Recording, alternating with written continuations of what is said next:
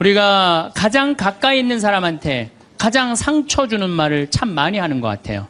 그래서 여러분들 부부끼리 서로 기분 나쁠 때가 있어요. 기분 나쁠 때 있잖아요. 예. 그럴 때 이렇게 뭐 감정적으로 생각하거나 극단적으로 생각할 필요가 없을 것 같아요. 왜 그렇게 생각하실 필요가 없느냐면 지금 종자가 다른 종자가 이상한 행동을 하고 있다. 이렇게 생각하면 좀 마음이 좀 편안해요. 저 사람이 날 미워해서 그러는 게 아니다. 더욱이 여성이라는 이 성은 제가 남성이기 때문에 그런 걸 많이 느껴요. 여성은 참 신비한 존재. 여자는요, 생리를 하고 난 다음에 1일부터 18일까지 점점 기분이 좋아진대요. 점점. 18일서부터 21일 사이까지는 기분이 최고래요, 최고. 네.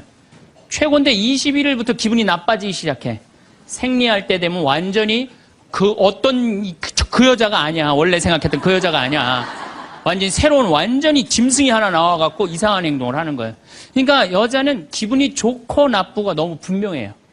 좋을 때는 한없이 좋고 나쁠 때는 또 한없이 나쁜 경우가 있어요. PMT라고 이게 그 여자는 그 생리 전 긴장감이 있대요. 이 현상이 있어갖고 여자의 감정을 남자들이 내 마누라 난 도저히 이해가 안 돼. 이게 이 주기를 몰라서 그래요. 더욱이 여자가 한 18일에서 21일 사이는 기분이 얼마나 좋으냐면은 처녀 때도 이때 만약에 파티장에 가고 술을 먹는데 남자를 보면은요 모든 남자가 다 멋있게 보인대. 그래갖고 그냥 이때 그냥 술 먹고 호텔에 다음날 아침에 깨보면 어머머 내가 미쳤어 내가 왜 그랬지? 이런 일이 이때 벌어지는 거예요. 그래서 보통 보면은 이렇게 부부들 보면 너무 예쁜 여자하고 이상하게 생긴 남자가 부부로 사는 경우가 있어요. 이 경우는 18일에서 21일 사이에 만난 경우에 이 경우는 전혀 어울리지 않는데도 같이 사는 경우가 있어요. 그걸 뭐 번개 맞은 사랑, 운명 같은 사랑 그런 거 아니에요. 그런데 이게 결혼할 때만 이런 현상이 일어나는 게 결혼하고도 계속 이 주기가 반복되는 거예요. 그러니까 남자들도 이걸 이해를 못하니까 답답한 거. 저 여자가 왜 저러나? 느닷없이 왜 신경질을 부리지? 또 느닷없이 너무너무 잘하고. 이런 주기, 본인들도 아마 그런 주기에 대한 인식이 있으실 거예요. 인간이라는 게 그렇게 복잡한 것 같아. 근데 옛날에는 이렇게 복잡해도 몰라도 됐어요. 그냥 참고 살고, 그냥 견디고 살고, 성당에서 십자가 생각하고 참으라고 그러면은 그냥 참고 그리고 옛날에 제가 20년 전만 해도 신부님 남편이 때려요, 남편이 바람 펴요. 그러면 저도 그랬어요. 참고 살으라고. 왜? 참고 좀만 참으면 죽으니까 그냥. 죽으니까 참고 살라고 그랬어요. 그 옛날엔 더 했죠. 그 옛날에는 뭐 100년 전, 200년 전에는 참고 살면 둘 중에 하나 아무나 빨리 죽으니까 그냥, 근데 요즘은요, 한 40살 된 사람이 남편이 때려요, 바람 펴요, 빚만 만들어놔요 이러면요, 참고 살라고 얘기하기가 참 두려워요. 왜냐하면 참고 100년을 더 살아야 되는데, 그거는 또 다른 형벌이거든요. 그러니까, 여러분들도 이제는 남자라는 이 동물을, 짐승을, 종자를 이해를 하셔야 돼요. 남편을 이해하라는 게 아니에요. 남자가 생겨먹은 게 어떻고, 또 여기 있는 우리 형제님들은 여자가 생겨먹은 게 그러면 훨씬 좀 덜 싸울 거예요. 덜 크크크 치치치 카카카 된다니까. 그런데 이제 부부끼리도 서로에 대한 이해가 필요하지만은 여러분들 자녀에 대한 이해가 필요합니다. 자녀를 이해하셔야 돼요. 그리고 자녀하고 대화를 해야 돼요. 자녀하고 대화를 해야 되는데 우리나라 엄마들은 참 편안하게 교육해요. 딱 한마디만 하면 되니까 공부해. 이건 절대 교육이 아니에요. 절대 교육이 아니에요. 작년 3월 13일 날 고등학교 3학년 남자아이가 엄마를 죽였어요. 목으로 칼을 찔러서. 그런데 얘가 전국 4천등 하는 아이였대요. 모의고사에. 전국. 근데 엄마는 전국 1등 하라고 그래요. 전국 1등. 나는 전교 1등은 들어봤어도 전국 1등은 처음 들어봤어요. 전국. 자식한테 전국 1등을 하라고 강요한 엄마는 처음 들어봤어요. 근데 얘는 전국 4천등이면요. 서울대 들어가요. 왜냐면 1년에 서울대 4,000명 정도 뽑거든요. 4,000명 정도 뽑으면 뭐 카이스트, 경찰대 뭐 이런 데 다 빠지면은요. 서울대 들어가고도 남아요. 그런데 얘는 전국 63등으로 고친 거야. 63등인지 62등인지. 내가 고등학교 때 반에서 받은 등수야, 이거야, 고등학교. 그런데 엄마가 이 성적표를 받아보고 아이를 야구방망이 골프채로 8시간을 두들겨 팼다는 거예요. 엄마가 전국 1등 하라고 그랬더니 왜 전국 62등 하느냐. 근데 3월 14일이 무슨 날이냐면 학부용 진학 상담하는 날이야. 얘는 전국 62등도 8시간 두들겨 맞았는데 이거 전국 4,000등 걸리면은 나는 죽는다. 그래갖고 엄마를 미리 죽인 거예요. 얘 지금 감옥에 가 있어요. 1차 재판 끝났어요. 3년형인가 지금 나왔어요.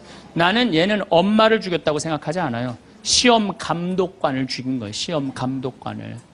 근데 우리는 자녀들한테 공부하라는, 왜 공부해야 되는지, 인생에 대한 철학, 삶의 진리 이런 얘기 전혀 하지 않아요. 그냥 무조건 공부하라. 무조건 공부하라 그래. 그러니까 애들이 왜 공부해야 되는지도 모르고 부모가 하라고 그러니까 지겨워도 하는 거예요. 그러니까 부모가 지겨운 거예요.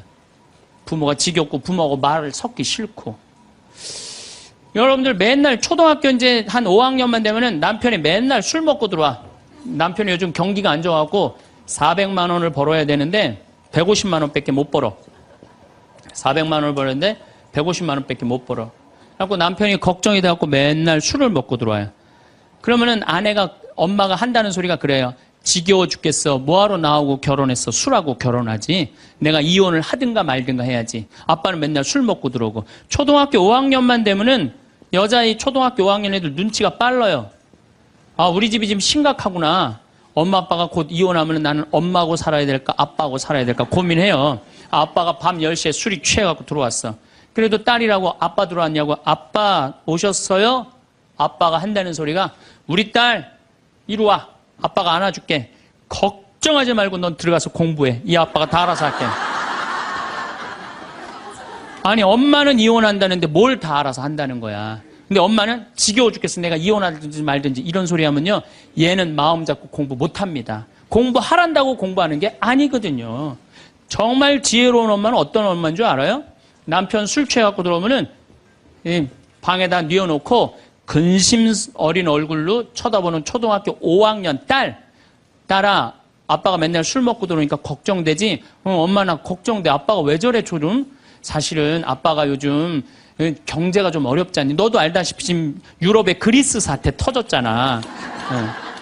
그리고 이란 핵무기 때문에 지금 석유값이 자꾸 올라가고 있어. 그리고 미국은 리먼 브라더스 경제 위기가 왔잖아.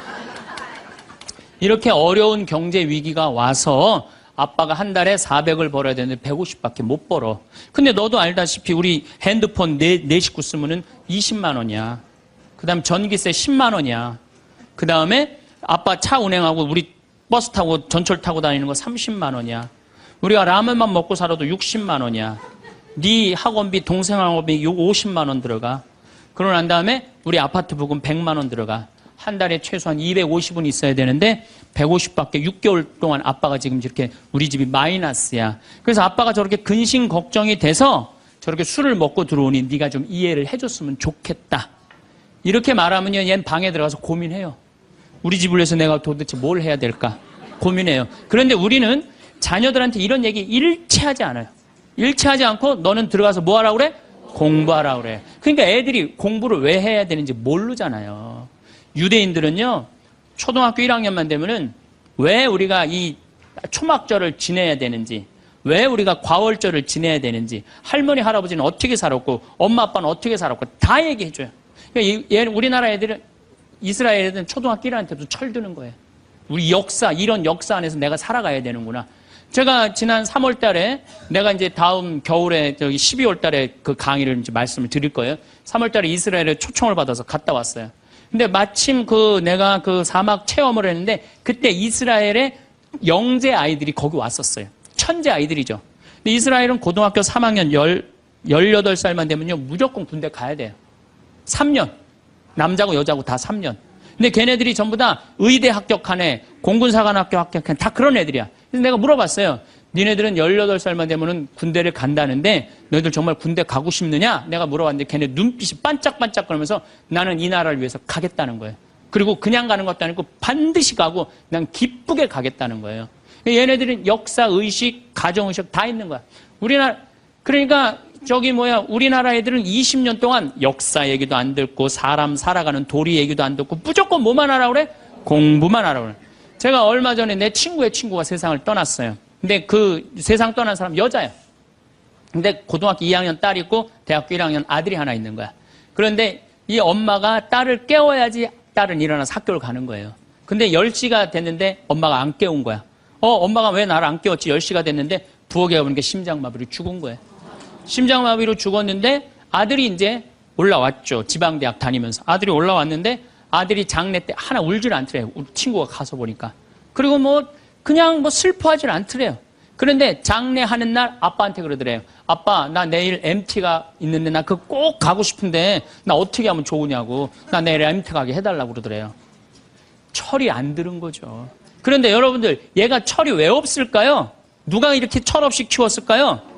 부모가 철없이 키운 거예요. 뭐 하라고 그런 거야? 공부하라고 그러는 말 외에는 한 얘기가 없는 거예요. 공부하라는 얘기.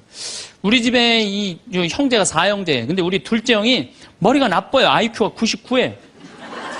난 126인데. 근데 우리 둘째 형이 중학교 1학년 때 어느 날 갑자기 공부를 잘하는 거예요. 반에서 1, 2등을 하는 거예요. 그리고 좋은 고등학교 가고 좋은 대학 나와서 대기업 하고 요즘 아주 그냥 번듯한 회사의 사장이에요. 그래서 내가 3년 전에 형한테 물어봤어요. 형은 IQ가 자기 항상 그러니까 난 99밖에 안 된다고. 형은 IQ가 99밖에 안 되는데 왜 이렇게 공부를 잘하고 사회에서 이렇게 정말로 남들 부러워하는 자리까지 올라갔느냐고. 왜 IQ가 99밖에 안 되는데 왜 갑자기 공부를 잘하느냐고 내가 물어봤어요. 근데 형이 이런 말씀을 저한테 하더라고. 형이 신부님, 내가 중학교 1학년 때 아버지가 간 수술했어요. 큰 간 수술을 했어요. 난 초등학교 4학년 때 기억나요. 아버지 병원에 가면 천도복숭아 따먹었던 거 기억나요. 그리고 아버지가 퇴원을 하고 다음날 허리를 구부리고 출근을 하시더래요. 근데 우리 형이 보니까 어머니가 그랬대요. 여보, 며칠 쉬었다가 나가라고. 그렇게 허리를 구부리고 어떻게 출근을 하느냐고. 근데 아버지가 그러더래요. 나는 내 자식 먹여 살리고 공부시키려면 오늘부터 나가야 된다고. 그리고 일주일 동안 이 99짜리 IQ가 지켜본 거예요. 일주일 동안 지켜보면서 자기가 그런 생각을 했대요. 내가 저 아버지를 위해서 해야 되는 건 공부다. 그래갖고 이 99 IQ가 코피가 터져가면서 공부를 한 거예요. 근데 그 아들은 내가 봐도 그때부터 효자인데 지금까지도 효자예요. 왜? 부모의 삶에 동참했기 때문에. 여러분들은 자녀를 여러분들의 삶에 얼마나 동참시키세요? 어제 내가 평창에서 강의를 했는데 할머니 한 분이 평생 한 번도 그런 얘기 안 했대, 자식한테. 먹여주고 재워주는 거 외에는 한 게 없다는 거예요. 여러분들, 개는요, 10마디 알아듣는데요. 기다려, 앉아, 손, 엎드려, 이 정도 알아듣는데요. 그리고 원숭이는 한 30마디 알아듣는데, 자기네들끼리도. 사람은 적어도 하루 한 집에서 살면서 10,000마디는 해야 된대요. 근데 우리가 자녀들한테 무슨 얘기해? 일어나, 밥 먹어, 학교 가, 숙제, 공부해, 시험은 10마디 정도밖에 안 한 거야, 20년 동안. 어떤 하느님을 사랑하는 거, 사람을 사랑하는 거, 살아가면서 사람의 도리, 우리 집안의 내력, 그런 얘기 생전 안 하는 거예요, 생전. 내가 어떤 고민을 하는지, 내가 어떤 갈등 속에서 사는지, 아빠하고 어떤 추억이 있는지, 그런 거 전혀 모르는 거예요. 밥만 먹여주는 그러니까 10마디 이상 안 한 거예요. 그러니까 내가 자녀를 키우면서 계속 들어가서 공부해 10마디 이상 안 한 이 집은 무슨 집이냐? 개 같은 집이에요, 개 같은 집. 사람 집이 아니에요. 사람 집이 아니에요. 다정한 대화를 할 수가 없는 거야. 그러니까 우리 이 둘째 아들은 정말 그때부터 지금 나이가 50이 넘었는데 아직까지도 효자예요. 그래서 내가 이렇게 나보다 신부가 됐으면 더 잘 살았을 거예요, 둘째 형이. 근데 큰형은 이제 우리 어머니 아버지가 휴가를 이제 우리 생태마을, 요즘은 이제 거의 못 오시는데 휴가를 오면 이제 누나, 큰아들, 둘째 아들이 돌아가면서 모시고 와요. 근데 이제 큰아들도 자기도 조그만 공장을 하는데 막 이제 바쁜 와중에 어머니 아버지 모시고 오는 거 아니에요. 오다가 어머니가 아이고 얘야 묵주를 까먹었다 그러면 신경질을 부린대요. 바빠 죽겠는데 어떻게 하라고 그러냐고 지금 일주일만 손가락으로 하고 오라고 그냥. 그런데요. 근데 둘째 아들은 어머니가 딱 이제 아들 둘째 아들이 태우고 평창에 오다 얘야 묵주를 까먹었다 그러면 둘째 아들은 그런데 우리 어머니가 저한테 해준 얘기예요. 어머니 걱정하지 마세요. 톨게이트 앞에서도 그런데 어머니 걱정하지 마세요. 차 돌리면 되죠, 뭐. 그리고 그 차를 돌려갖고 30분 동안 집에 가서 그 묵주를 찾아서 모셔다 드린다는 거야. 그러니까 부모가 불편한 게 싫은 거야. 왜? 이 자식은 중학교 1학년 때부터 누구의 삶에 동참한 거야? 부모의 삶에 동참한 거야. 여러분들은 자녀들을 언제부터 삶에 동참시켰어요? 부모가 속이 썩는지 아빠가 힘든지 고통스러운지 그런 건 하나도 얘기 안 하잖아요. 그리고 너는 뭐만 하면 돼? 공부만 하면 되는 거야. 저는 요즘 우리 사회가 지금 굉장히 거칠다 그래요. 왕따, 그 다음에 학원 폭력, 성폭력, 굉장히 뭐 아주 충격적인 사건들이 많이 벌어지잖아요. 내가 보기에는 이거는 다 집안에서 교육이 잘못, 말이 안 통해서 그래. 부모가 진리를 애들한테 알려줘야 될 거 아니야, 진리를. 그리고 하느님의 사랑도 알려줘야 되고. 근데 그런 얘기 생전 안 하는 거예요. 저는 요즘 무슨 대책 막 낼 때 정말로 한심해요. 그런 대책으로는 해결이 안 돼요. 저는 중학교 때 성당을 이틀 갔어요. 토요일 날, 일요일 날. 뭐 이틀 간 게 아니라 6일이면 6일 다 갔죠. 7일이면 7일 다 갔어요, 성당. 매일 가서 성당 살았어요. 그 성당 가면은 매일 교리 배우고, 거룩한 거 배우고, 진리 배우고, 사람 사랑하는 거 배우고, 사람 배려하는 거 배우고. 그랬잖아요. 학원이 무슨 학원이야. 토요일 날이는 맨날 친구들하고, 이 순교자 성월에는 유대철, 내가 그때 주인공 됐었어. 유대철. 연극하고, 성탄 때는 또, 저기 뭐 성가 연습하고, 문학적으로, 심성적으로 신앙생활을 했을 때는 아이들이 거룩하고, 그 중에 또 뭐 신학교 간 뭐 학사님 있으면 그 학생님 너무너무 부러우면 나도 한번 신부로 살아볼까? 또 수녀원 간 사람 있으면 또 이 여자아이들도 나도 저렇게 아름다운 수도자로 살아볼까? 그런 문화가 있었다고요. 근데 우리 천주교만 그런 게 아니라 자라보면 교회 다니는 애들, 절에 다니는 애들 다 그렇게 자랐어요. 그러니까 심성이 예쁘게 자라는 거죠. 근데 요즘 애들은 뭐만 해요? 공부만 해요. 그러니까 심성이 예쁘게 자랄 수가 없는 거예요. 아무리 대책을 발표해봐요. 소용이 없는 거예요. 그래서 나는 진짜 똑똑한 정치인이라면은 토요일 날, 일요일 날 신앙생활 하게 해야 돼요. 똑똑한 정치인들이라면. 그 문화생활 하게 해야 돼, 애들이. 절대 공부를 하면 안 돼요. 토요일 날, 일요일 날은. 그렇게 자라면은 우리 사회가 굉장히 건강해지고 거룩해지고 진리가 충만한 나라가 될 거예요. 공부한다고 되는 일이 아니에요. 공부한다고.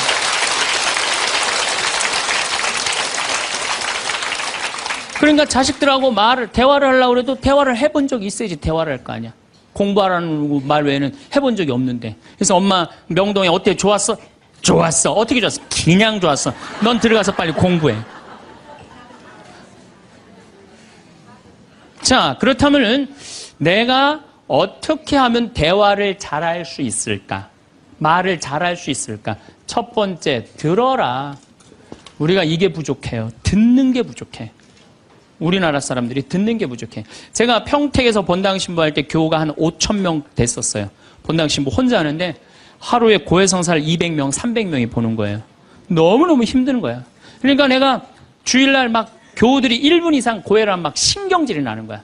그러니까 할머니들이 그냥 신부님 내가 6.25 때 시집 와갖고 그냥 독자 집에 시집을 왔는데 아들을 하나 낳았어요.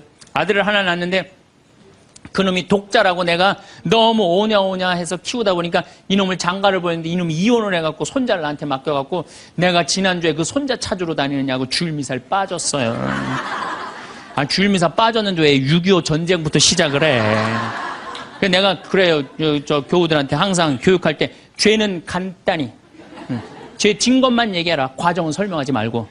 그러니까 참 교우들도 죄 결론만 얘기하는 게 참 답답할 거 아니야. 고해소에서 그 답답한 속을 털어놔야 되는데 신부님은 막 200명, 300명 주름 기다리고 있고.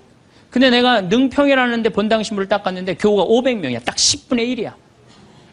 고해소에 들어가고 성물돌 끝났는데도 들어오는 사람이 아무도 없는 거야. 너무 심심한 거예요. 그래갖고 이제 고해소에 딱 들어오면 너무 반가운 거예요. 그래갖고 신부님 저 시어머니를 미워했어요. 그럼 평택에서는 4계명 부모에게 효도하라고 그랬는데 미워하면 안 된다. 예수님이 십자가 생각하고 시어머니한테 잘해라. 딱 간단해. 그렇게 했는데 능평에서 이자매 나가면 이제 아무도 안 들어오니까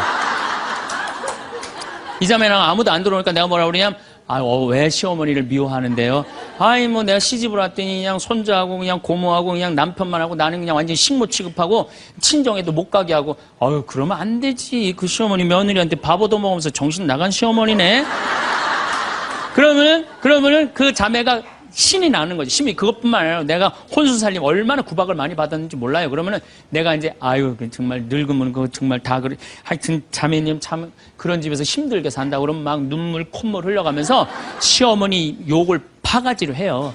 그러면서 자매가 신부님 이렇게 시어머니 욕해도 되느냐고 걱정하지 말라고 여긴 비밀이 지켜지는 데니까 걱정하지 말라고.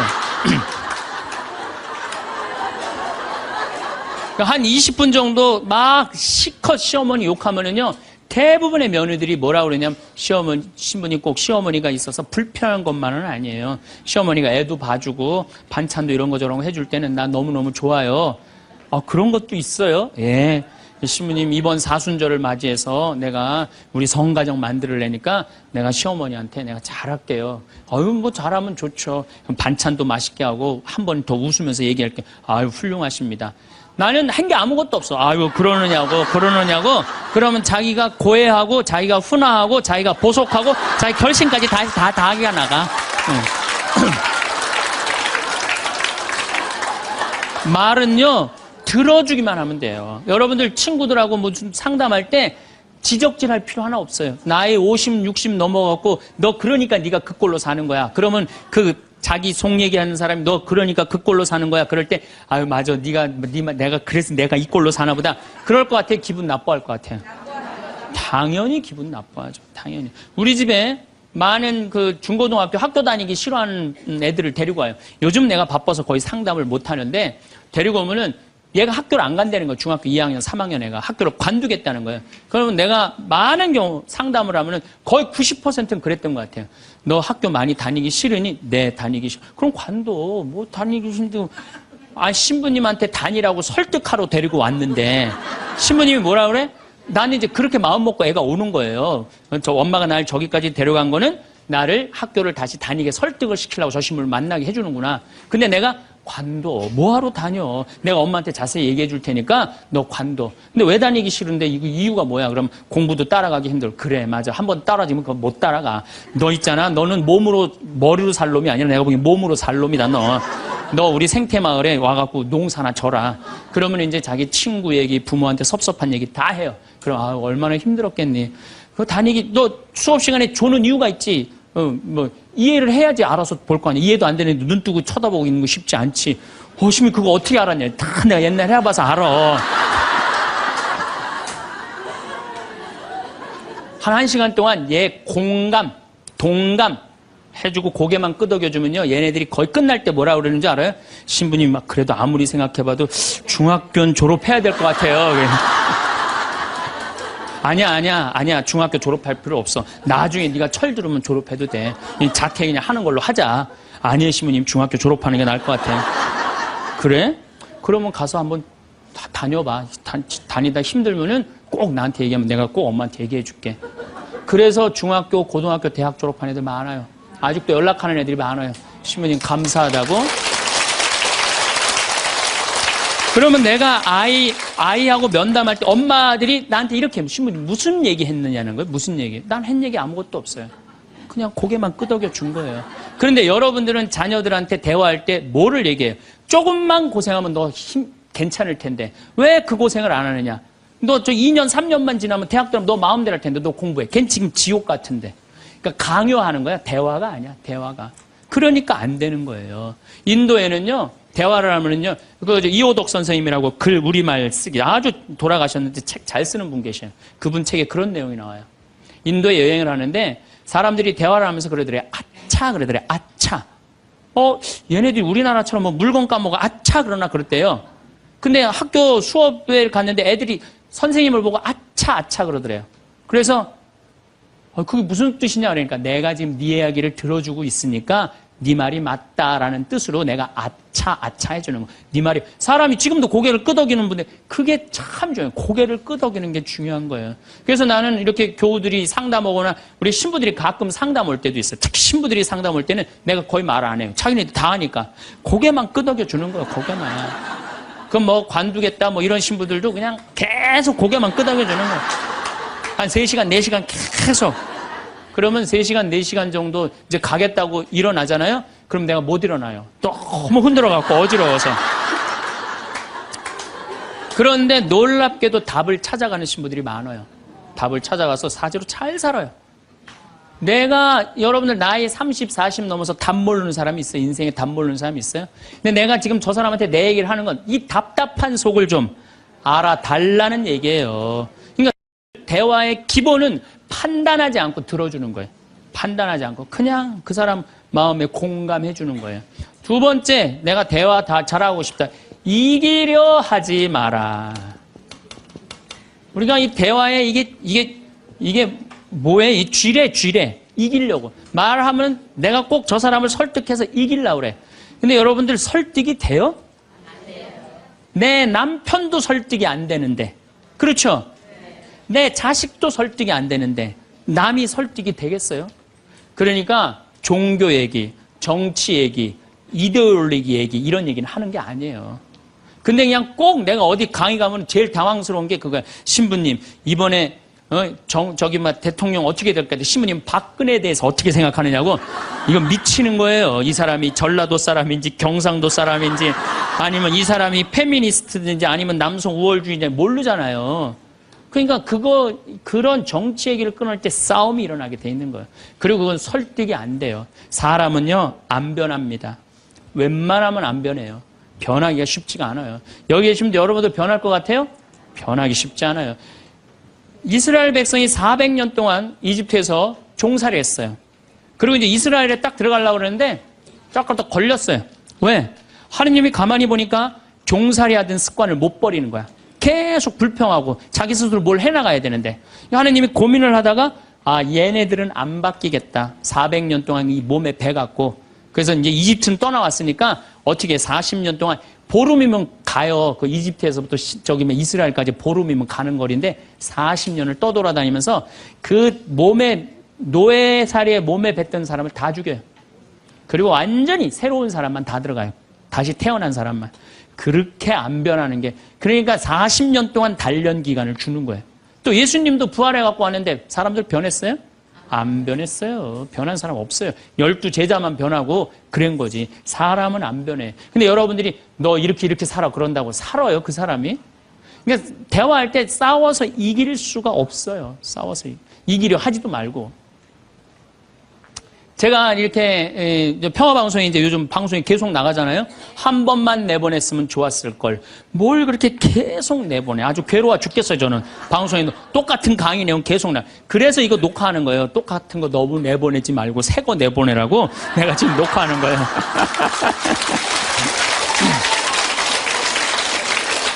그런데 우리 PD님이 나한테 그러는 거예요. 신부님 시청률이 1위라는 거예요. 정말 기분이 좋더라고요. 그리고 이제 평화방송 다시 보기에도 보면은 댓글이 고맙다 막 쫙 올라와 있어요. 자긴 종교가 다른데도 내 걸 본대요. 그런 분들도 많아. 그런데 딱 한 사람이 천주교 성직자 맞음 이렇게 썼어요. 성직자 맞음 이렇게 썼어. 기분 굉장히 나쁘게. 왜? 내가 행복농 강의하면서 평화방송 다시 보기를 하면 1,000원을 내야 돼요. 1,000원을 받으면서 내가 행복농 강의하니까 너 가증스럽다 이거야. 너 성직자 맞냐 이거야. 천주교 신부 맞느냐 이거예요. 그러니까 네가 진짜 행복농 강의 제대로 하려면 받지 말아라 이거예요. 근데 나는 안 받아요. 평화방송이 받는 거지 나는 안 받아요. 나 거기서 받아갖고 평화방송에 나 돈 한 푼도 안 줘요. 그리고 300K로 보면 무료로 볼 수 있어요 또. 그 사람은 내가 싫은 거야. 내가. 그냥 본질적으로 싫은 거야 내가. 그러니까 성직자 맞음하고 쓴 거야. 근데 그 밑에 댓글을 써서 내 팬들이 막 신부님 돈 안 받는다. 평화방송도 해명을 했어요. 신부님 한 푼도 돈 안 간다. 그래도 아무 소리도 없는 거야. 그러니까 그 사람 내가 싫은 거예요. 싫으니까 성직자 맞느냐고 한 거야. 자, 내가 그걸 읽어보고 막 화가 나서 100명이 다 칭찬하는데 한 명이 나 욕하면 신경질 나잖아요. 그래갖고 내가 밑에 댓글에다가 너 나하고 한 번 만나서 싸우자. 나 돈 안 받는다. 나한테 사과해라. 그래야 될 것 같아요? 무시해야 될 것 같아요? 그걸 잘 아는 사람들이. 아니 무시해야 되는 걸 그렇게 잘 아는 사람들이 주위 사람들한테 그렇게 싸워서 이기려고 그래요. 우린요 인생을 살아가다가 무시해야 되는 사람들이 참 많아요. 여러분들 야구 아시죠? 야구. 투수가 있고 포수가 있어요. 그렇죠? 타자가 있어, 타자가. 타자가 이제 좋은 타자는 어떤 타자냐면은 하늘로 올라가는 볼을 치는 타자가 훌륭한 타자입니까? 땅으로 떨어지는 볼을 치는 타자가 훌륭한 타자입니까? 와일드 피치라고 완전 뒤로 빠지는 볼을 치는 타자가 훌륭한 타자입니까? 아니면 스트라이크를 제대로 골라서 이 스트라이크를 치는 타자가 훌륭한 타자입니까?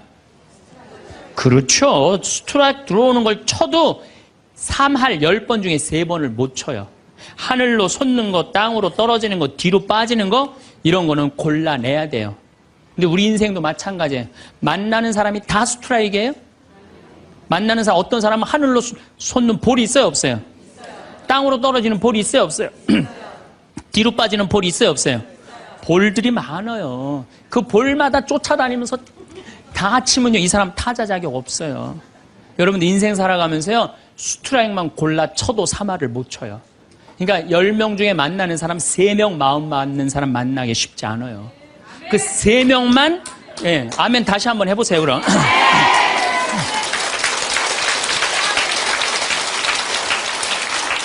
그 3명하고만 잘 사귀어도 여러분들 행복해요. 근데 그 7명 때문에 마음 뺏길 필요가 없다는 거예요. 그래서 여러분들 가만히 생각하면 성당에 보면 볼 많아요. 아, 예쁜 옷 입고 갔더니 누굴 홀리려고 그냥 여시같이 입고, 그 볼이야. 그 볼이에요. 상대할 필요 없어요. 걸러내면 돼요. 우리가 인생 살면서요, 저는 제가 이렇게 강의를 하니까 모든 사람이 다 날 좋아할 거라는 생각은 절대 안 해요. 절대 안 합니다. 왜냐하면 내 강의를 듣는데 내 강의 싫어하는 사람들이 있어요. 그리고 그 사람들 자유예요. 얼마든지 싫어할 수 있어요. 내가 그 사람들 무시하는 것도 내 자유예요. 근데 그 사람들은 머리 드밀고 싸우고 이렇게 사느니 죽는 게 낫다. 뭐하러 그래? 나 사랑하는 사람이 훨씬 많은데. 그럼 내가 사랑하는 사람한테 마음을 뺏겨야 될 것 같아요? 염장 지르는 사람한테 마음 뺏겨야 될 것 같아요? 어느 누구한테 마음 뺏겨야 돼? 사랑하는 사람한테. 여러분들도 마찬가지라는 거예요. 그러니까 오늘 이렇게 생각해서 내 볼이 누군가, 그 사람한테 내가 마음을 빼앗기고 시간을 빼앗고 열정을 빼앗긴다면 여러분들은 타자 자격 없고 인생 살 자격 없는 거예요. 그건 걸러내야 돼요. 이기려 하지 마세요. 골라내시면 돼요. 아, 예수님 그렇게 우리 구세주인데 예수님 다 좋아했어요? 멱살 잡고 돌 던지고 막 이랬어요. 예수님도 마지막 침 뱉고. 그러니까 우리들이 모든 사람한테 사랑받으려고 그럴 때 그때 미치는 거예요. 예. 날 사랑하는 사람도 있고 사랑하지 않는 사람도 있고. 반대로 뒤집어서 얘기해 봅시다. 여러분들 다 사랑해요? 아니요. 여러분들 마음에 안 드는 사람 있어요, 없어요? 있어요. 남들도 똑같은 거예요. 그렇게 생각하면 스트레스 받을 일이 하나도 없죠. 예. 그냥 내 맛있는 거 집 잡혀서 사 먹으러 다니면 돼. 자, 세 번째, 대화를 잘하려면 지는 법을 배워야 돼요. 이기려 하지도 말지만 지는 법을 배워야 돼. 여러분들, 우리가 살아가면서 이걸 대한민국이 못해요. 아니, 내가 맨날 이겨야만 돼? 1등만 해야 돼? 2등 할 수도 있고, 꼴등 할 수도 있고, 내가 달리기 하면 달리기 잘하고, 노래하면 노래 잘하고, 그림은 그림 잘해. 다 잘해야 돼요? 그렇지 않아요. 애들한테 지는 법을 알려주면요, 애들이 잘 살아요. 근데 너 꼭 1등 해야 돼. 너 남들하고 해서 해야 돼. 얘네들 나중에 부러지게 돼 있어요. 지는 법을 가르쳐. 제가 이제 호주에 이제 강의 갔다가 우리 생태마을에 여름에 환경 교육을 해요. 아이들이 한 300명 정도 왔어요. 주일 미사 이제 딱 토요일 날 들어와서 주일 미사를 딱 하는데 300명이 앉아서 미사를 하더라고요. 근데 미사를 하는데 우리 생태마을은 여름에 더우니까 우리가 아이스크림을 직접 만들어서 판매를 해요. 애들. 그러니까 애들이 이제 아이스크림 사 먹는 재미로 그냥 왔다 갔다 하잖아요. 근데 이제 이 300명이 주일날인데도 불구하고 아이스크림 사 먹느냐고 돈을 다 써버린 거야. 주일날 미사를 하는데 헌금을 하는데 헌금을 안 하는 거예요. 300명이 전부 다 헌금 봉투를 다 패스를 하는 거예요. 그런데 원주교구 구곡성당 아이들이랑 대구교구 무슨 산지성당, 성지성당인가 두 성당 50명만 헌금을 다 하는 거예요. 얘네들은 헌금을 남겨둔 거죠. 남겨두고 헌금을 계속 하더라고요. 나는 이렇게 앉아서 보는데 걔네들이 너무 예쁜 거예요. 그 먹고 싶은 아이스크림을 안 먹고 헌금을 하니 얼마나 예뻐요.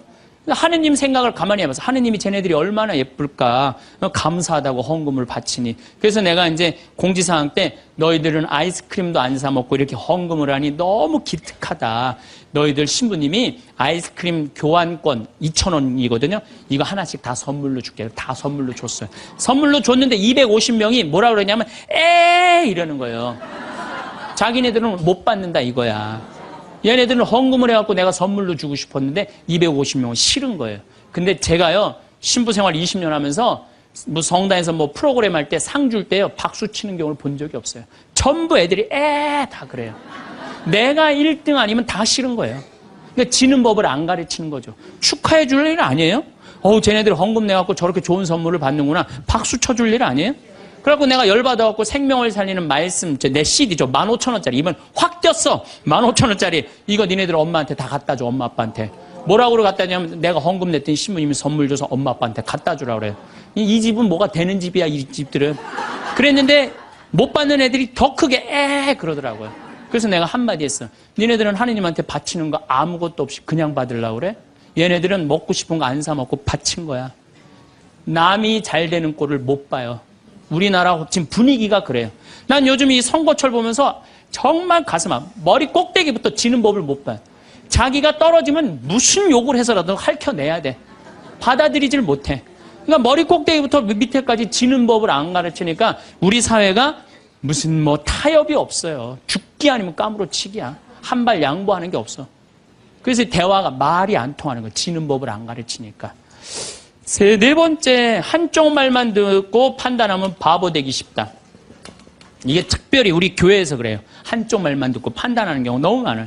그렇죠? 내가 막 신부 됐을 때 우리 자매들이 신부님, 나는 남편이 때리고 바람피고 술 먹고 빚지고 너무너무 불쌍하더라고요. 왜냐면 얼마나 불쌍해. 여자가 시집으로 왔는데 남편이 때리고 바람피고 빚지고 기쁨이 하나도 없잖아요. 막 그것도 여자가 이쁜 여자가 울면 더 이쁘잖아 또 막. 그래갖고 정말 이렇게 불쌍한 자매 어떻게 하면 좋은가. 마음이 안타까웠어요. 이거 어떻게 도와주면 좋은가. 근데 한 10년째 됐는데 어떤 자매 하나가 성당 활동 열심히 하는 자매 하나가 남편도 내가 보기엔 굉장히 젠틀한 사람이야. 괜찮은 사람이야. 근데 해가 어스름하게 지는데 성당 마당에서 울면서 신부님, 나는 겉보기에는 멀쩡해도 속으로는 시어머니, 시아버지, 남편 때문에 속이 썩는다고. 이 자매가 이렇게 어려운 가운데서도 반짝반짝 웃으면서 교회 봉사를 했구나. 마음이 짠하더라고. 그래서 이 자매를 한번 꼭 끌어안아줘야 되나 어떻게 되나 막 고민을 하고 있는데 그날따라 남편이 퇴근을 하고 성체조배에서 성당에 오는 거예요. 멀리서 남편이 보이는데 막 울다가 남편 욕하고 시댁 욕하다가 이 자매가 눈물을 싹 훔치더니 그 우는 모습은 온데간데 없이 반짝 웃으면서 자기야 웬일이야 그래서 막 뛰어가더라고요. 내가 그날 이후부터 여자의 눈물은 한쪽 눈물만 믿어요. 아직 누구 얘기 안 들어봤어? 남편 얘기 안 들어본 거예요. 남편 얘기. 그리고 내가 이제 신부된 지 20년 되는데 내가 요즘 깨달은 게 있어요. 부부 문제는 껴드는 게 아니야.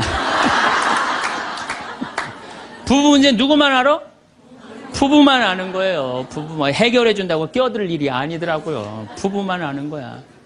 여러분들 성당에서도 마찬가지예요. 성당에서도 되게 소문을 한쪽만 들어요. 신부님이 맨날 어떤 여자랑 맨날 밥 먹으러 놀러 다닌다. 어떤 자매가 얘기했어. 그 자매는 그 신부님하고 친하고 싶은 자매야. 근데 그게 안 되니까 욕을 하는 거지. 그 내가 들었어. 야, 신부님이 정말 그래? 그 자매랑 정말 친해? 나 신부님 그렇게 안 봤는데. 이 바보 판단하는 거예요. 자, 여러분들, 내가 이 자매한테 그 얘기를 들었으면 신부님한테 찾아가세요. 찾아가고 물어보세요. 신부님 그 자매랑 지금 친하게 맨날 밥 먹으러 다닌다는데 맞느냐고. 자, 그렇게 확인할 용기 있으세요, 여러분들? 그럼 판단하지 마세요. 가서 확인할 길이 없으면 어떻게 해야 돼? 판단하지 말아야 돼. 그리고 내가 정말 신부님, 수녀님 비밀 들었어. 내가 지금 입이 근질근질해. 내가 꼭 얘기하고 싶어. 얘기하세요. 하는데 누구한테 얘기해야 되면 걔한테 얘기하세요.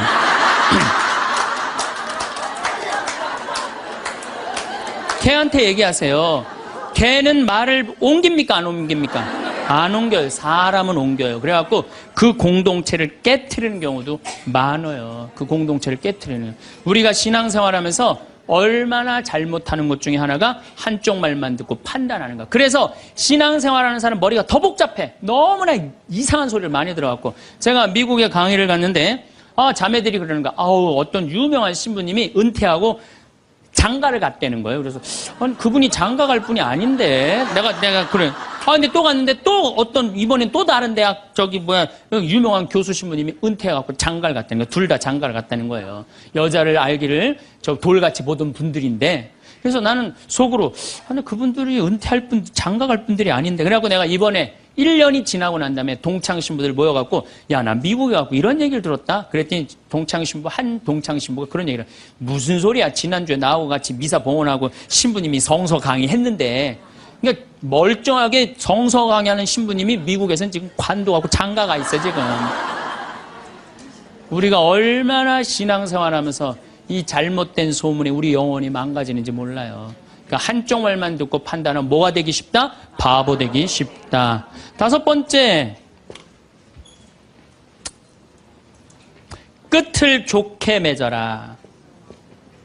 이 무슨 얘기냐 하면은 끝을 좋게 맺어라. 이 무슨 얘기냐면 여러분들 사람이 살아가다 보면요 사이 나쁠 때가 있어요. 친한 친구인데 결국은 재산 문제 때문에 법원까지 가갖고 법원에서 재산 주고받고 이게 끝났어. 헤어질 때 뭐라고 헤어져요? 야, 우리가 그래도 30년 동안 친구인데 이렇게 좋지 않은 일로 법원까지 왔는데 이렇게 결정이 났으니 너 다음에 어딜 가도 행복하게 살았으면 좋겠다. 다음에 볼 때 우리 웃으면서 만나자. 이렇게 헤어져야 돼요. 아무리 속이 뒤집어져도. 근데 우리는 뭐라고 헤어져요? 너 밤길 조심해. 내가 언젠가 너 가만히 안 놔둘 거야. 이거는요 정말 어리석은 거예요. 또 어떤 사람 맨날 술 먹고 막 바람 피다가 죽었어. 50살에. 그냥 그 집 애 때리고 부인 때리던 사람이 죽었어. 그냥 이제 초상집에 가서 위로해 준다고 그렇게 술 먹고 바람 피고 애들 때리더니 잘 죽었다. 니네들 고생 끝났다. 니네들끼리 행복하게 살아라. 이렇게 말한다고 그 자식이 행복해 할 것 같아요? 그래도 자기 아버지인데. 이렇게 말해야 돼요. 그래도 네 아버지가 이 시대의 풍류를 알던 사람인데 너무 안타깝다. 얼마나 멋있는 사람이었는데 정말 마음이 아프다. 아버지 좋은 데 가시게 이제 정말 저 세상에서는 정말 아무 거침없이 행복하게 살 수 있도록 우리 기도해주고 축복해주자. 그럼 너희들은 정말 행복하게 살았으면 좋겠다. 아다르고 어달아요. 아다르고 어달라요. 나는 정말로 2000년 동안 말 진짜 못하는 놈 한 놈 알고 있어요. 이놈이 어떤 놈이냐면 십자가 왼편에 매달린 이 왼편의 강도 진짜 말 못하는 놈이에요. 이놈이 이제 십자가에 못 박혀 죽을 자기도 괴롭고 아프기 힘들겠지. 그렇지만 그렇게 말하면 안 되지. 가운데 구세주라는 분한테 뭐라 그래? 네가 무슨 구세주냐? 네가 진짜 구세주면 너도 살리고 나도 살려봐라. 너 구세주도 아니다 이거예요. 그러니까 예수님도 지금 십자가에 못 박혀가고 아파 죽겠는데 이놈이 이상한 소리 하니까 대꾸를 해요 안 해요? 대꾸를 안 해요. 근데 난 2000년 역사상 진짜 말 잘하는 사람 한 사람 알고 있어요. 이게 누구야? 오른편에 있는 강도예요. 오른편에 있는 강도가 뭐라 그래? 야 이놈아 너하고 나하고는 죽어도 싸. 근데 이분은 가난하고 병든 사람 전부 다 함께하고 병 고쳐주고 함께했던 분인데 네가 무슨 자격이 있어 그런 말을 해. 그래 한마디 더 해. 주 예수님 마지막 날 저를 기억해 주십시오. 그러니까 왼편에 있는 놈한테는 대꾸도 안 하던 예수님이 가상칠언이라고 십자가에서 7가지 중요한 말을 해요. 다 이루었다. 엘리엘리네마 사박타니 이 몸이 보십시오. 당신의 아들입니다. 뭐 목마르다 이런 얘기 하잖아요. 그런데 이 오른편의 강도한테 너야말로 오늘 나와 함께 진정으로 낙원에 들 것이다. 막판에 말 한 번 잘한 바람에 천당 입장 1호 고객.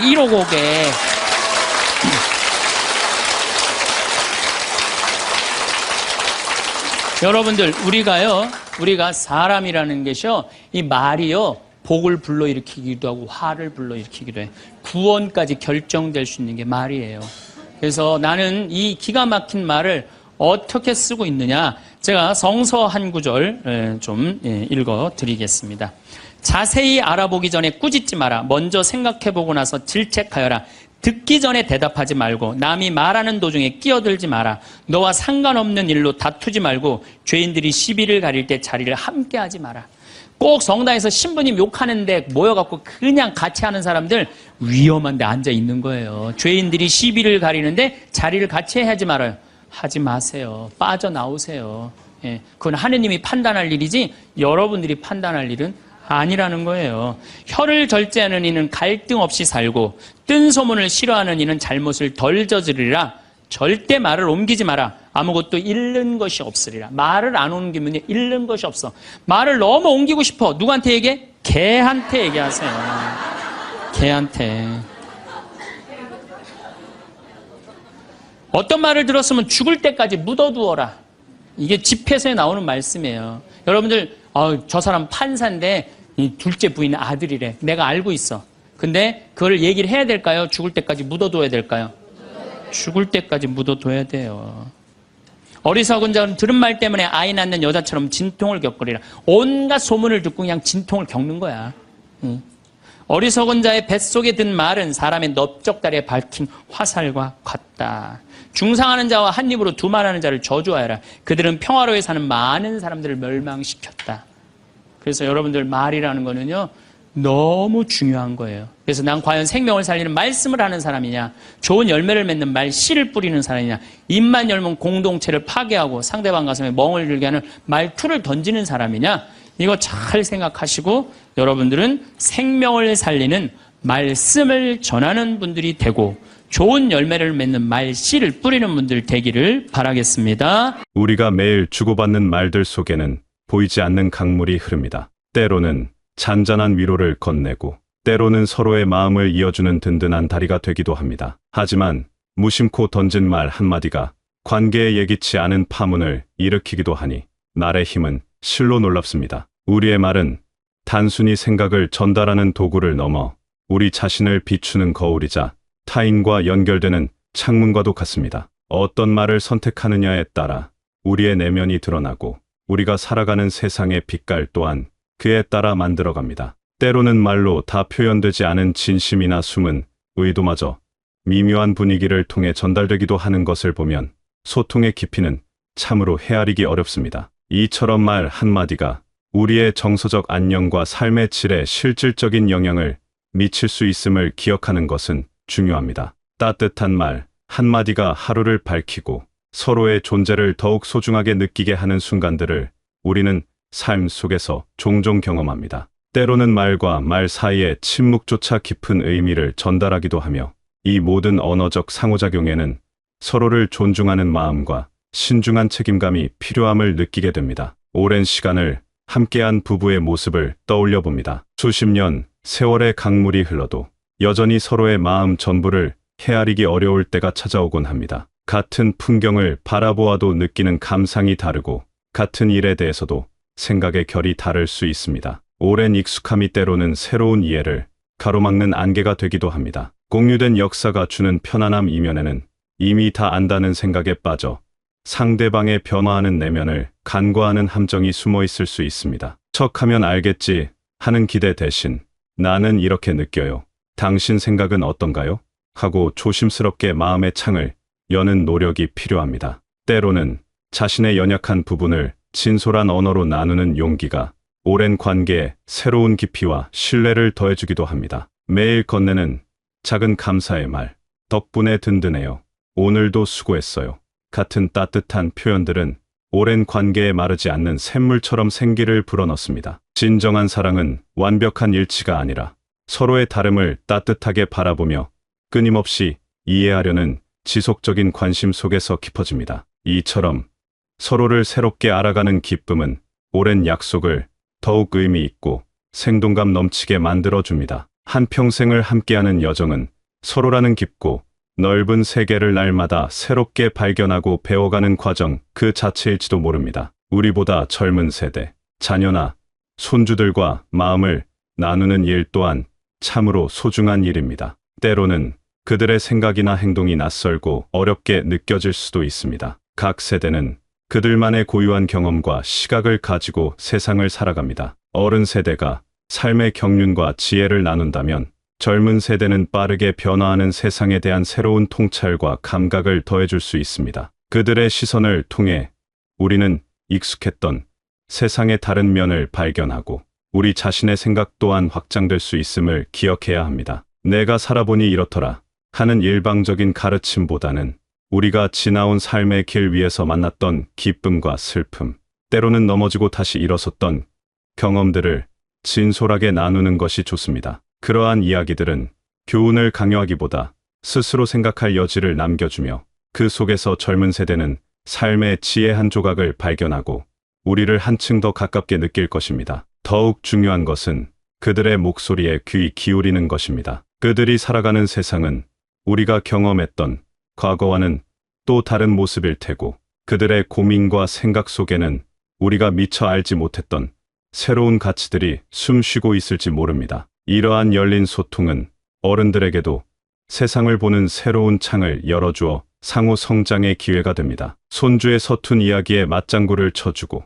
자녀의 고민을 묵묵히 들어주는 시간은 그 무엇과도 바꿀 수 없는 깊은 유대감을 만들어줍니다. 이러한 소통에는 인내심이 필요합니다. 서로 다른 경험의 강을 건너 이해에 도달하기까지 충분한 시간을 가지고 기다려주는 마음이 아름다운 관계를 꽃피웁니다. 지혜는 높은 곳에서 낮은 곳으로만 흐르는 것이 아니라 서로 다른 경험을 가진 세대들이 마음을 열고 만날 때 샘물처럼 솟아나는 것입니다. 누군가의 이야기를 진심으로 들어주는 행위는 그 자체로 강력한 치유의 힘을 지닙니다. 우리는 모두 자신의 존재를 인정받고 이해받고 싶어 하는 마음을 가지고 살아갑니다. 판단이나 평가 없이 그저 힘들었겠구나, 내 마음이 그랬구나 하며 따뜻한 시선으로 함께 해줄 때 우리는 큰 위안을 얻습니다. 이는 단순히 귀로 소리를 듣는 것을 넘어 상대방의 감정과 때로는 말로 표현되지 않는 깊은 속내까지 헤아리려는 적극적인 마음의 활동입니다. 이러한 공감 능력은 꾸준한 연습을 통해 더욱 깊어질 수 있으며 자신의 주관적인 생각이나 감정을 잠시 내려놓고 상대방의 세계에 온전히 집중하려는 의지가 필요합니다. 일상에서 공감을 꾸준히 실천할 때 불필요한 오해와 갈등이 줄어들고 한층 평화로운 관계를 맺을 수 있습니다. 마치 길을 잃고 헤매다 발견한 따뜻한 불빛처럼 공감의 말 한마디는 얼어붙었던 마음의 온기를 불어넣고 다시 나아갈 용기를 줍니다. 한 친구가 어려움에 처했을 때 수많은 조언보다 그저 곁을 지키며 그의 감정에 귀 기울여준 다른 한 친구의 모습은 우리에게 많은 것을 생각하게 합니다. 진정한 공감은 상대방의 입장이 되어보는 상상력에서 시작하며 이는 우리 모두가 서로에게 연결되어 있음을 느끼게 하는 소중한 인간 능력입니다. 때로는 나와 다른 생각이나 감정을 마주할 때 그러한 다름을 너그러이 받아들이고 이해하려 노력하는 용기가 필요하기도 합니다. 이처럼 작은 관계 속에서 공감을 실천하는 일이 모여 더 넓은 세상을 향한 따뜻한 시선을 키워나갈 수 있습니다. 우리가 하는 말들은 허공으로 흩어지는 듯하지만 실은 듣는 이의 마음에 깊은 흔적을 남깁니다. 어떤 말은 아름다운 그림처럼 남아 오래도록 기분 좋은 미소를 짓게 하고 어떤 말은 가슴에 박힌 작은 가시처럼 두고두고 아픔을 주기도 합니다. 우리가 가정에서 그리고 만나는 사람들과 나누는 대화는 그 공간의 분위기를 만들고 관계의 색깔을 결정합니다. 고맙습니다. 사랑합니다. 수고했어요. 와 같은 긍정의 말들이 오가는 곳에는 늘 온화한 기운이 감돕니다. 가족 안에서 자주 반복되는 이야기나 특별한 의미를 담은 표현들은 그 가족만의 독특한 문화를 형성하고 세대를 이어 정체성과 가치관을 전달하는 매개가 되기도 합니다. 나아가 우리가 스스로에게 건네는 내면의 말들 또한 중요합니다. 자신을 격려하고 다독이는 긍정적인 혼잣말은 어려운 시기를 헤쳐나갈 힘을 주며 우리 자신의 가치를 스스로 인정하는 내적인 유산이 됩니다. 우리가 남기는 긍정적인 말의 유산은 다음 세대에게 힘과 지혜를 주는 등대가 될 수 있습니다. 우리의 말은 그렇게 메아리처럼 울려 퍼지며 우리가 떠난 후에도 오랫동안 사람들의 기억 속에 살아 숨쉽니다. 우리가 어떤 말의 유산을 남기고 싶은지, 축복의 언어인지 아니면 마음에 짐이 되는 말들인지를 생각해보는 것은 의미 있는 성찰이 될 것입니다. 결국 우리의 말은 우리가 살아온 삶의 이야기, 우리가 세상에 남기는 발자취의 일부가 됩니다. 어떤 이야기와 어떤 발자취를 남길지는 매 순간 우리가 선택하는 말에 달려 있습니다. 삶의 여정에서 우리가 주고받는 말 한마디, 한마디는 생각보다 훨씬 큰 의미를 지닙니다. 따뜻한 말, 서로를 이해하려는 노력, 진심으로 귀 기울이는 자세는 우리의 관계를 풍요롭게 하고 삶 전체를 더욱 아름답게 가꾸어 줍니다. 의식적으로 좋은 말을 선택하고 타인의 마음의 온기를 전하려는 작은 노력들이 모여 우리 자신과 주변 사람들의 삶의 빛을 더할 수 있습니다. 이는 단번에 이루어지는 것이 아니라 매일의 관계 속에서 꾸준히 마음을 기울여야 하는 지속적인 연습과 같습니다. 우리가 건네는 따뜻한 말 한마디가 다른 이에게 긍정적인 영향을 주고 그 온기가 또 다른 이에게로 퍼져나가는 선한 파급 효과를 그려보는 것도 즐거운 상상입니다. 이처럼 신중하게 말을 선택하는 행위는